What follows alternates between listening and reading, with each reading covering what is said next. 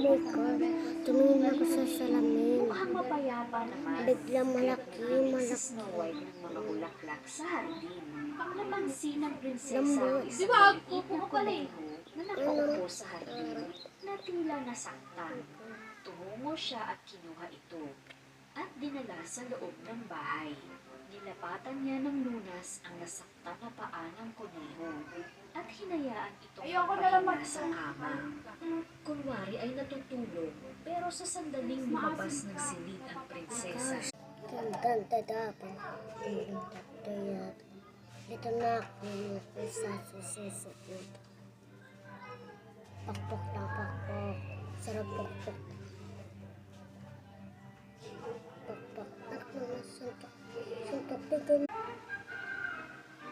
Ayoko, hindi naman swimming gagawin natin.